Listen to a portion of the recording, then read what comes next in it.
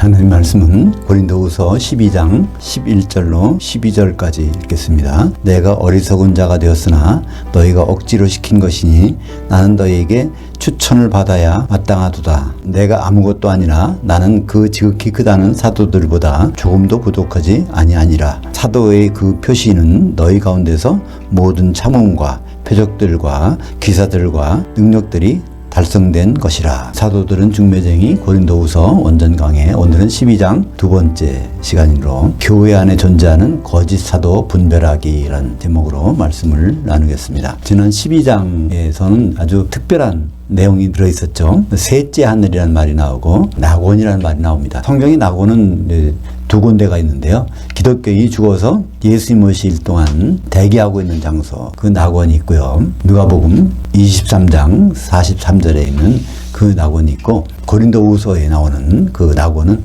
셋째 하늘에 있는, 셋째 하늘까지 가서 그 더 깊이 들어가니까 거기에 낙원이 있는데, 그 낙원은 요한계시록에 나오는 생명나무가 있는 낙원이니까 둘은 다른 것이죠. 그 말까지 사도 바울이 한 것입니다. 왜 그 말을 했을까요? 오늘 고린도후서 12장 11절, 내가 어리석은 자가 되었으나, 그러니까 고린도 교회 성도들이 완전히 거짓 사도들한테 넘어갔으니까 내가 이런 말까지도 하게 되었다는 것입니다. 그들은 거짓 사도들은 굉장히 하늘처럼 떠받들고 있는데 사도 바울은 그냥 아주 현찮게 여기는 거죠. 고린도후서 11장 19절에 보니까 너희는 지혜로운 자들로서 어리석은 자들을 기쁘게 용납하는구나. 고린도 교회 성도들이 자기들이 지혜롭다고 하면서 왜 그렇게 거짓 사도들을 용납하는지 모르겠다 한 말이죠.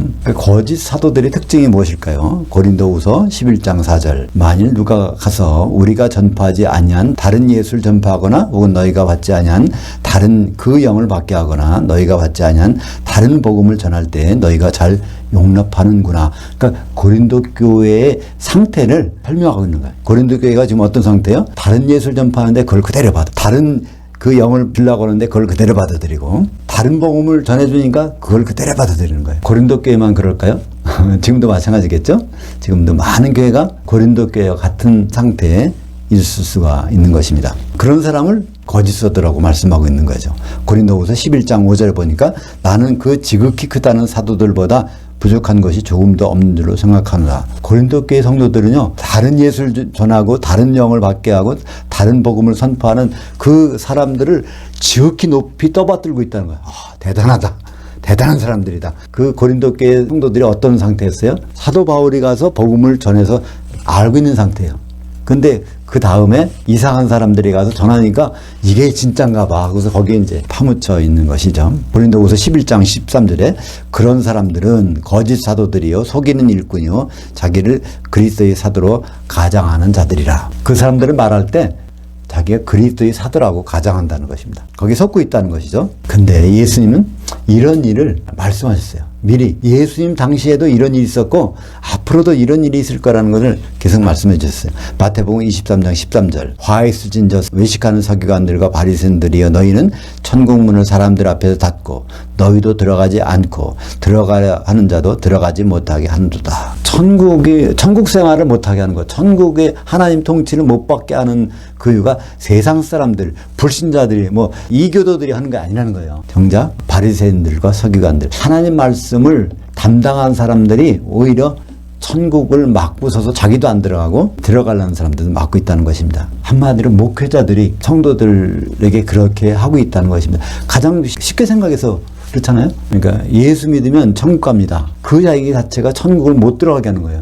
하나님 통치를 받지 못하게 하는 거예요. 그건 나중에 들어갈 때니까 아무런 생각도 않고 있는 겁니다. 그러니까 참 답답하죠. 또 그 다음 말씀도 볼까요? 마태복음 23장 15절, 화에 쓰진 저 외식하는 서기관들과 바리새인들이여 너희는 교인한 사람을 얻기 위하여 바다나 육지를 두루 다니다가 생기면 너희보다 배나 더 지옥 자식이 되게 하는도다. 이거는 전도하고 선교를 열심히 한다는 거예요. 바다와 육지를, 그러니까 해외 선교도 하고 육지를 다니고 수없이 다녀서 교인 한 사람 얻기 위해서 다니다가 얻게 되면 어떻게 만든다고요? 지옥 자식, 지옥 가게 만든다는 거예요. 지옥은 왜 가죠? 혼인만찬에 못 들어가니까. 혼인만찬에 들어가려면 뭘 해야죠? 천국 안에서, 하나님 통치 안에서 교회 생활을 제대로 해야 지옥 가지 않는데, 그러니까 천국도 잘못 알려주고 교회 생활도 안 알려주니까 기름짐비 할 수 없으니까 지옥 가는 거 아닙니까? 한마디로 지옥은요, 기름이 준비가 안 됐거나 소멸된 사람이 가는 것입니다. 10처녀에 비해서 그렇잖아요. 슬기로운 5처녀하고 미련한 5처녀. 차이점은 뭡니까? 둘 다 예수 믿는 사람들이에요. 신랑을 기다리는 사람들이에요. 등을 들고 신랑을 기다렸다고 돼 있어요. 근데 혼인 만찬에 들어가는 사람과 지옥에 가는 사람, 그 자리에서 나타나지 않습니까? 결정됩니다. 그러니까 우리는 우리의 대적이, 우리의 원수들이 멀리 있는 게 아닙니다. 교회만 들어가면 있다는 거예요. 오히려 교회 바깥에 나가면 그런 염려는 없어져요. 근데 교회 바깥에 나가면 뭐가 생기죠? 나중에 음부에 갔다가 이제 불못 갈 일이 걱정해서 그렇지, 지옥 갈 일은 없다는 얘기예요. 지옥은 누가 가게 하나요? 외식하는 서기관들과 바리새인들이 지옥을 보낸다는 것입니다. 그래서 오늘 12절에 보면 거짓 사도가 아닌 진짜 사도는 4가지가 나타난다는 거예요. 거기 4가지가 뭘까요? 모든 참음과 표적들과 기사들과 능력들이 달성된 것이라. 그러니까 사도가 하는 일을 보면은 이 4가지 일이 이루어지고 있다는 거예요. 그게 바로 사도가 진짜 사도라는 표시라는 것입니다. 여기 표시 세메이언, 그러니까 영어로 하면 사인입니다. 사인. 사도의 사인은 바로 이런 4가지가 나타나는데, 사인이 위조가 됐다면 이 4가지 중에 어떤 건 안 나타나는 거죠. 그러니까 사도라는 말이 뭘까요? 아포스톨로스라고 합니다. 그러니까 사도라는 말이 참 어떻게 보면 막연하잖아요. 한자를 써놓고 사도 해보면 그것도 좀 막연한 것 같아요. 근데 사도의 헬라어로 단어가 아포스톨로스. 아포는 떼어낸다. 스톨로스는 설치한다. 그러니까 거대한 구조물을 옮길 때 조각을 내서 설치하는데, 그런 개념이 뭐 사도란 단어고, 거대한 물체, 바로 예수님이죠. 예수님의 분신이 사도라고 알 수 있는 것입니다. 근데 사도의 특징은 뭘까요? 예수님을 대면에서 봐야 돼. 지금 시대에 사도가 있을까요? 사도 없어요. 왜 없을까요? 예수님을 못 보니까. 예수님은 직접 본 사람이. 근데 사도행전 1장 18절, 오직 성령이 너에게 임하시면 너희가 권능을 받고 예루살렘과 온 유대와 사마리아와 땅 끝까지에서 내 증인들이 되리라 하시니라. 사도행전 1장에 보면 누구와 만나서 이 말씀하십니까? 사도들과 만나서 이 말씀하시는 거죠. 사도행전 1장 21절에 보면 이제 가룟유다 자리에 하나를 뽑아서 세우려고 할 때, 거기 뭐라고 합니까? 1장 21절, 주께서 우리 가운데 출입하실 때에 항상 우리와 함께 다니던 사람들 중에 하나를 세워 우리와 더불어 예수께서 주의 부활하심을 증언할 사람이 되게 하여야 하리라 하거늘. 그래서 여기에 그래서 마띠아를 하나 뽑지 않습니까? 근데 이 마띠아는 사실 사람들이 세운 사도지만 어린 양의 12사도 중에는 안 들어갑니다. 그죠? 어린 양의 12사도는 누가 들어갈까요? 사도 바울이 들어가죠. 그죠? 고린도전서 9장 1절 나옵니다. 사도 바울이 자기가 사도인 이유를 설명하는 거예요. 사도 바울이 내가 자유인이 아니냐, 사도가 아니냐, 예수 우리 주를 보지 못하였느냐. 다른 사람들은 베드로나 요한이나 안드레는 뭐 지나가면 저 사람 사도 맞아, 예수님을 봤어 직접. 근데 바울이 가서 내가 사도다 그러니까 사람들이 당신이 예수를 직접 봤습니까? 그런 거예요. 사도 바울은 예수님을 보았을까요? 못 봤을까요? 직접. 그러니까 여기서 내가 우리 주를 보지 못하느냐, 봤다는 얘기입니다. 어디서 봤을까요? 예? 어디서 봤을까요? 다메섹 노상. 그건 이제 사실은 그건 이제 다메섹 노상에서는 예수님 직접 본 게 아닙니다. 예수님이 천사를 본 거예요. 사도 요한이 요한계시록 기록할 때 보면 예수님 보낸 천사들이 나타나서 보는 거예요. 우리가 꿈에 예수님 봤다 그러면은 그건 예수님의 천사를 본 겁니다. 예수님의 천사를. 예수님은 지금 셋째 하늘에 계세요. 볼 수가 없어. 그러니까 예수님 보려면 어디까지 가야 돼요? 셋째 하늘. 그러니까 고린도후서 12장 1절에 뭐라고 나옵니까? 내가 주의 현현과 계시를 나가리라. 그러니까 주님의 실제 모습, 현장을 봤다는 겁니다. 그러면서 이제 자기가 셋째 하늘에 가서 예수님 만난 얘기를 하는 겁니다. 또 예수님이 계시를 들은 얘기를 하는 거예요. 내가 현장, 셋째 하늘까지 가서 예수님을 대면에서 본 사람이기 때문에 나는 사도라는 거예요. 그건 부인할 수 없죠? 그럼 거짓 사도들은 당연히 이 사람들은 거짓 사도야. 예수님 본 적이 없는 사람들이야. 그냥 성경을 공부해 갖고 이제 깨달아서 가르치는 사람들. 그 사람은 사도일 수가 없다는 거예요. 예수님의 사도가. 그러니까 예수님을 목격하지 못한 사람이니까. 사도의 역할은 무엇일까요? 마태복음 16장 18절. 너는 베드로라. 내가 이 반석 위에 내 교회를 세우리니. 교회의 밑받침이 사도예요.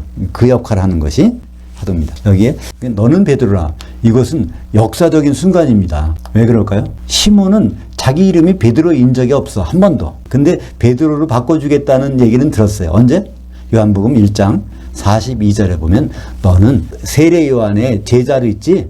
내가 너 이름을 베드로로 바꿔줄게. 게바는 이제 아람어고 이제 베드로는 헬라어인데 페트로스입니다. 내 이름이 지금까지 시몬이지만 내가 언젠가는 내 이름을 바꿔줄 날이 올 거야. 그 말이 베드로를 그러니까 처음 만났을 때 예수님이 하신 말씀이에요. 요한복음 1장 42절에서. 근데 그 시기가 바로 언제?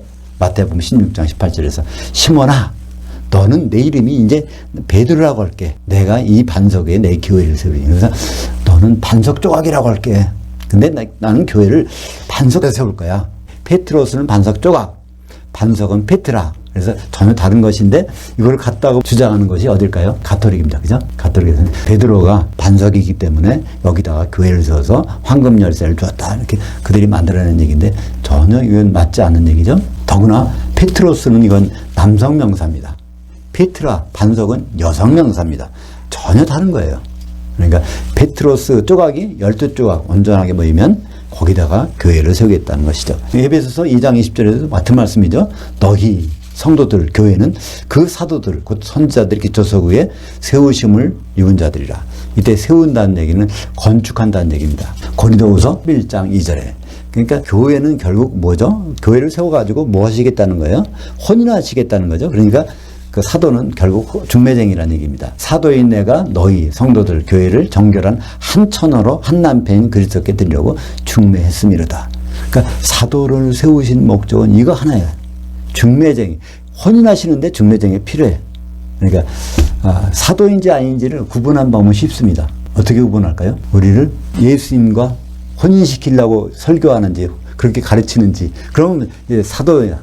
근데 그거 말고 다른 목적에 의해서 우리가 그 마음의 평안을 얻기 위해서 뭐 건강해지기 위해서 이렇게만 소개한다면 중매쟁이가 아니잖아요. 그러니까 사도의 역할은 중매쟁인 것입니다. 고린도후서 11장 2절에 그죠?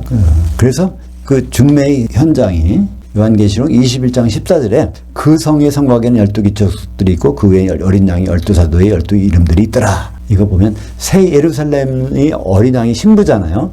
어린 양의 신부를 떠받들고 있는 중매쟁이가 누구예요? 12사도의 12 이름들. 그러니까 사도는 12명 이외에는 없습니다. 그게 더 있다면 그것이 거짓이에요. 근데 이 사도의 표시로서 나타나는 것이 첫째가 뭐라고 했습니까? 모든 참음이라고 합니다. 사도는 모든 참음이 있어요. 그걸 헬라어로 살펴보면 쉽습니다. 휘포모네라고 그래요. 참음을 휘포모네. 휘포는요, 언더, 아래란 뜻이에요. 모네는 거기에 머물다. 리메인, 뭐가 남아있다, 머무르는 거, 스테이 하는 거야. 언더스테이라고 할까? 언더 리메인이라고 할까? 이게 바로 사도가 특징이 그거예요. 밑에서 끝까지 바치고 있다는 거예요. 사도는 뭘 바치고 있어요? 교회를 바치고 있고, 성도들을 바치고 있고, 어린 양이 혼인 때도 바치고 있고, 혼인이 끝나서도 세세토록 바치고 있어. 그걸 어떻게 할 수 있죠? 새 예루살렘 밑받침이 바로 12사도니까. 끝까지. 그러니까 사도는 특징이 있습니다. 어떤 특징이요? 중매의 특징이 있어요. 그죠? 끝까지 어린 양의 신부를 끝까지 받들고 있는 중매가 있죠. 그거를 우리말로는 참음이라고 번역했는데 이 참음이라는 것은 원래는 밑받침 노릇도 한다는 얘기입니다. 밑받침. 휘포모네. 휘포라는 것은 아래, 모네라는 것은 메노라는 동사에서 머물다에서 온 건데 그것은 휘포모네에서 이건 밑받침으로 끝까지 있다는 거예요. 고린도후서 6장 4절 보면 모든 일에 하나님이 일꾼들로 자천하여 많이 견디는 것과 거기도 견디는 것이라는 단어인데 이건 휘포모네입니다. 같은 단어를 휘포모네를 참음으로 번역했다가 또 고린도후서 6장 4절에는 견디는 것이라고 번역하니까 같은 고린도후서인데 이 번역자가 다른 모양이에요. 그죠? 그러니까 한 군데서는 참음, 한 군데서는 견디는 것. 그러니까 사실 이게 견디는 것이 좀 더 가까울 수 있어요. 그러니까 밑에서 받치고 있으려면 얼마나 이게 허리가 부러지고 다리가 아프고 하지 않겠습니까? 24시간 365일 뭐 1, 2년도 아니고 1000년 동안 그다음에 그 세세토록 이렇게 밑에서 받치고 있으려면 얼마나 견뎌야 되겠어요. 사도가. 로마서 15장 18절 보겠습니다. 그리스도께서 이방인들을 순종하게 하기 위하여 나를 통하여 역사하신 것 외에는 내가 감히 말하지 아니하노라. 그러니까 이방인들을 성도로 삼아서 결혼시키려고 사도 바울을 택해서 하셨다는 것인데 그의 일은 사도 바울이 한 사도의 일은 말과 행위로 표적들과 기사들의 능력으로 하나님이 영의 능력으로 이루어졌으며 사도가 하는 일은요 자기가 능력이 아니라 하나님이 주신 능력인데 그 능력이 어떤 일일까요? 병 고치고 귀신 쫓고 그런 걸 말할까요? 그것도 말할 수 있지만 그것은 별게 아니에요. 사도 바울이 말한 능력은 뭐일까요? 빌립보서 4장 13절. 내게 능력 주시는 자 안에서 내가 모든 것을 할 수 있느니라. 이걸 빌립보서 4장 13절을 벽에 붙여놓고 또 시험 볼 때 그 전에 뭐 어려운 일 때 벽에 이걸 암송하고 하는 사람들이 많아요. 저도 그 중에 한 사람이었어요. 참 저희가 좋아하는 말씀이었는데 내게 능력 주시는 자 안에서 내가 모든 것을 할 수 있느니라. 근데 이 말씀을 앞뒤를 보면요. 그게 아니에요. 내가 배고픔에도 처하고 빈곤에도 처하고 어려움에 그런 것을 처하는데 그걸 감당할 수 있는 이유는 내게 이렇게 능력을 주셔서 감당하게. 그러니까 어려운 것을 다 감당할 수 있게 해주신 그런 의미로 빌립보서 4장 13절이 기록되어 있는 것입니다. 그래서 이제 고린도후서 12장 13절부터 21절까지는요. 그냥 편지를 읽으면 지나가는 말해요. 편지를 읽으면. 한마디로 바울이 고린도 교회에 가서 폐해를 안 끼쳤다는 거예요. 심지어 어떤 비용이 들면 비용이 돈이 모자라는데 그걸 다 다른 마케도니아 사람들한테서 이렇게 받아서 했다는 거예요. 그러니까 바울이 아주 그 반어적인 표현을 씁니다. 13절 뭘까요? 내 자신이 고린도 교회에게 피해를 끼치지 아니한 일밖에 그 밖의 교회들에게보다 부족한 것이 무엇이 있느냐? 너희는 나의 공평하지 못한 것을 용서하라. 바울이 공평하지 못한 것은 한 가지 뭐예요? 다른데 교회에서는 굉장히 부담을 주게 했어. 그런데 고린도 교회는 하나 신세된 게 없어. 이것이 고린도 교회에 대해서 공평하지 못한 것이라는 거예요. 13절에 내 자신이 너에게 피해를 끼치지 아니한 것. 그 다음에 14절에 보라 이젠 세 번째 너에게 가기를 준비하였으나 너희에게 피해를 끼치지 아니하리라. 내가 구하는 것은 너희 재물이 아니오 오직 너희니라. 바울이 고린도 교회를 계속 방문하려고 하는 것은 고린도 교회에 가서 막 헌금을 거두려고 연보를 거두려고 하는 것이 아니라 고린도 교회의 성도들 자체. 왜 그렇죠? 이미 중매해 놨으니까. 그죠? 그 중매하는 일이 제대로 되기 위해서 내가 가는 거지 다른 이유가 없다는 것입니다. 14절을 계속 읽어볼까요? 어린아이가 부모를 위하여 재물을 저축하는 것이 아니요 부모가 어린아이를 위하여 하느니라. 고린도 전서에 보면은요. 고린도 교회와의 사도 바울의 관계가 어떤지를 알 수 있습니다. 고린도전서 4장 14절과 15절. 내가 너희를 부끄럽게 하려고 이것을 쓰는 것이 아니라 오직 너희를 내 사랑하는 자녀들 같이 권하려 하는 것이라. 그리스도 안에서 1만 유아 가이드들이 있을 때 아버지들은 많지 아니하니 그리스도 예수 안에서 내가 그 복음으로 너희를 낳았습니다. 여기에 이제 우리말 번역에는 뭐 나왔냐면 스승이라고 했어요. 그리스도 안에서 1만 스승이 있지만 내는 아버지다. 이런 말이 나오는데 스승이 아닙니다. 유아 가이드라는 말은 뭘까요? 어떤 그 부잣집에 자녀가 있는데 그걸 선생 있는 데까지 데리고 다니는 사람이에요. 그거를 유아 가이드라고 합니다. 바울은 갈라디아서에서 율법을 유아 가이드라는 말로 표현하고 있습니다. 갈라디아서에서는 뭐라고 했죠? 초등교사라고 했어요. 초등교사. 그 교사가 아닙니다. 잘못 번역한 거예요. 가이드는 가르치는 역할이 하나도 없어요. 거기까지만 인도하는 거예요. 율법이 바로 초등교사가 아닙니다. 율법은 가이드예요. 율법을 보고서 뭘 배울 게 하나도 없어. 율법은 뭘 가이드하는 거예요? 예수님께로 이렇게 인수인계해주는 그 역할밖에 없는 것입니다. 사도 바울은 이런 가이드가 아니라 사실은 부모의 역할, 아버지 역할을 했다는 것입니다. 19절을 볼까요? 너희는 이때까지 우리가 자기 변명을 하는 줄로 생각하는구나. 이 모든 말이 사도 바울이 변명한다고 생각한다는 거예요. 안타깝죠? 우리는 그리스도 안에서 하나님 앞에서 말하노라. 사랑하는 자들아 이 모든 것은 너희의 덕 세우기를 위함이니라. 여기에 중요한 단어가 나오는데요. 그리스도 안에서 하나님 앞에서 이 말씀이 어디로 나올까요? 고린도후서 2장 17절에 한번 나왔어요. 우리는 수많은 사람들처럼 그 하나님의 그 말씀을 혼잡하게 아니하고 곧 순전함으로 하나님께 받은 것 같이 하나님 앞에서와 그리스도 안에서 말하노라. 항상 뭘 생각해요? 바울은 말씀을 전하면서 하나님 앞에서 그리스도 안에서 그 생각을 항상 가지고 있는 거예요. 그러니까 자기 말이 아니라는 거예요. 하나님의 생각이 자기를 통해서 이렇게 흘러나오고 있다는 것을 강조하고 있습니다. 근데 고린도 교회가 갈 때 참 걱정하는 것이 있습니다. 내가 20절에 내가 갈 때 너희를 내가 원하는 것 같이 보지 못하고 염려하고 있는 거예요. 왜 이렇게 염려할까요?